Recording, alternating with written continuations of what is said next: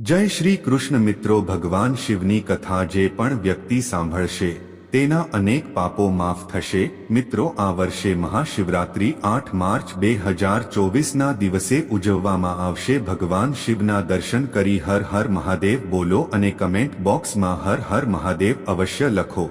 તમારી બધી જ મનોકામનાઓ પૂર્ણ થાય એવી આશા રાખું છું। આ જાણવા માટે વિડીયોના અંત સુધી ચોક્કસ જોડાયેલા રહો। ચિત્રભાનુ નામનો એક શિકારી હતો। તે પ્રાણીઓનો શિકાર કરીને તેના પરિવારનો ઉછેર કરતો। તે રોજની જેમ તે જંગલમાં શિકાર કરવા નીકળ્યો હતો, પરંતુ આખો દિવસ કોઈ પણ શિકાર ન મળવાથી તે ભૂખ અને તરસથી પરેશાન હતો। તે શિકારની શોધમાં ઘણો દૂર નીકળી ગયો હતો। જ્યારે અંધારું થયું ત્યારે તેણે વિચાર્યું કે રાત જંગલમાં જ વિતાવવી પડશે। ખાલી હાથે પાછો જઈશ તો બાળકો અને પત્નીને શું ખવડાવીશ? માટે આજે અહીં રાત્રિ રોકાઈને કોઈ પ્રાણીનો શિકાર કરીને જ ઘરે જઈશ। જંગલમાં તળાવની બાજુમાં બિલ્વપત્રના ઝાડ પર ચઢી ગયો અને રાત પસાર થવાની રાહ જોતો રહ્યો। બિલ્વ વૃક્ષ નીચે શિવલિંગ હતું જે બિલ્વપત્રોથી ઢંકાયેલું હતું। શિકારીને તેની જાણ નહોતી। આરામદાયક સ્થાન બનાવતી વખતે તેણે જે ડાળખી તોડી તેના પરથી સંજોગવત બિલ્વપત્રના પાન શિવજી પર પડતા રહ્યા। આ રીતે તે આખો દિવસ ભૂખ્યો અને તરસ્યો। શિકારી આખો દિવસ ઉપવાસ પર રહ્યો અને બિલ્વપત્રો પણ શિવલિંગ ઉપર ચઢાવતો ગયો। રાત્રે 1 વાગ્યે એક હરણી તળાવ પર પાણી પીવા માટે આવી હતી। અવાજ સાંભળતા જ પારઘીએ જલ્દી ધનુષ પર એક તીર ખેંચ્યું। આ જોઈ હરણીએ કહ્યું, મારા નાના નાના બચ્ચા ઘરે ભૂખ્યા છે, મને જવા દે। જો હું નહીં જાવ તો બચ્ચા ભૂખથી મરી જશે। આ સાંભળીને શિકારીએ કહ્યું કે મારા ઘરે પણ મારા નાના બાળકો ભૂખથી મારી રાહ જુએ છે, માટે હું ખાલી હાથે પાછો જવાનો નથી। આ સાંભળીને હરણીએ કહ્યું, હું મારા બચ્ચાઓને પયપાન કરાવીને ટૂંક સમયમાં તારી સમક્ષ હાજર થઈશ, પછી મને મારી નાખજે। શિકારીને દયા આવી। શિકારીએ બાણ ઢીલું કર્યું અને હરણીને જવા દીધી। હરણી જંગલમાં ગાયબ થઈ ગઈ। બાણ ચઢાવતા અને ઉતારતા થોડા બિલીપત્રો ફરી શિવલિંગ પર પડ્યા। આ રીતે પ્રથમ પ્રહરની અનાયાસે પૂજા શિકારી દ્વારા થઈ ગઈ। રાત્રિનો બીજો પ્રહર શરૂ થયો। ત્યાં એક અન્ય હરણ ત્યાંથી પસાર થયું। શિકારી પાસે આ સોનેરી તક હતી। તેણે ધનુષ પર તીર ચઢાવ્યું અને જેવો તે તીર છોડવાનો જ હતો કે તે બોલ્યું, હે શિકારી, મારા બચ્ચા ઘરે ભૂખથી ટળવળે છે, હું બચ્ચાની માતાને શોધવા નીકળ્યો છું, મને જવા દે।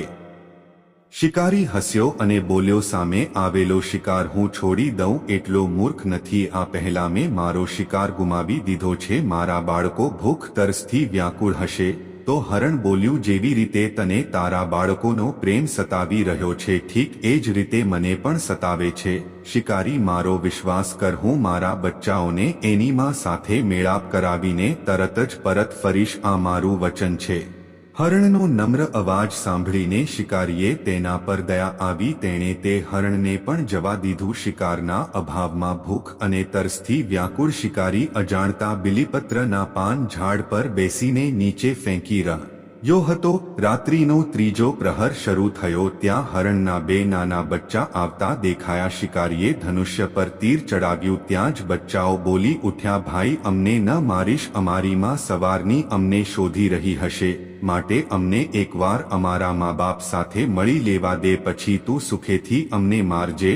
બચ્ચાઓની વાત સાંભળીને શિકારીને પોતાના બાળકો યાદ આવ્યા। હૃદય કરુણાથી ભરાઈ ગયું અને બંને બચ્ચાઓને જવા દીધા। આ તરફ હરણ અને બચ્ચાઓનો મેળાપ થયો। હરણીએ બચ્ચાઓની ભૂખ શાંત કરી, એકબીજા સાથે વહાલ કર્યું અને શિકારીને આપેલા વચનની વાત કરી અને એકસાથે મળીને શિકારીનો શિકાર બનવા માટે નીકળ્યા। રાત્રિનો ચોથો પ્રહર શરૂ થયો। હરણ અને બચ્ચાઓ શિકારી પાસે આવ્યા અને કહ્યું, તે અમને જીવતા જવા દીધા, હવે અમે વચન મુજબ તારી પાસે આવ્યા છીએ, તું સુખેથી અમારો શિકાર કરી શકે છે। ઉપવાસ, રાત્રિ જાગરણ અને શિવલિંગ પર બિલીપત્ર ચઢાવવાથી અજાણતા જ શિકારી દ્વારા શિવરાત્રિની પૂજા પૂરી થઈ ગઈ। અજાણતા કરેલા પૂજાનું પરિણામ તેને તરત જ મળ્યું। શિકારીનું હિંસક હૃદય કોમળ થઈ ગયું, તેમાં ભગવદ્ શક્તિનો વાસ થઈ ગયો। હરણીઓની સત્યતા, સાત્વિકતા અને સામૂહિક પ્રેમભાવના જોઈને શિકારીને ખૂબ પછતાવો થયો। તેણે હરણના પરિવારને જીવનદાન આપ્યું. અજાણતા જ શિવરાત્રિના વ્રતનું પાલન કરવાથી શિકારીને મોક્ષની પ્રાપ્તિ થઈ. જ્યારે મૃત્યુકાળમાં યમદૂત તેનો જીવ લેવા આવ્યો તો શિવગણોએ તેમને પરત મોકલી દીધો અને શિકારીને શિવલોક લઈ ગયા. શિવજીની કૃપાથી જ પોતાના આ જન્મમાં રાજા ચિત્રભાનુ પોતાના પાછલા જન્મને યાદ રાખી શક્યા અને મહાશિવરાત્રિનું મહત્વ જાણીને તેનું આગલા જન્મમાં પણ પાલન કરી શક્યા. મિત્રો, ભગવાન શિવની આ વાર્તા તમને કેવી લાગી? જો પસંદ આવી હોય તો વિડીયોને લાઇક, શેર અને સબસ્ક્રાઇબ કરીને કમેન્ટ બોક્સમાં હર હર મહાદેવ ચોક્કસ લખજો.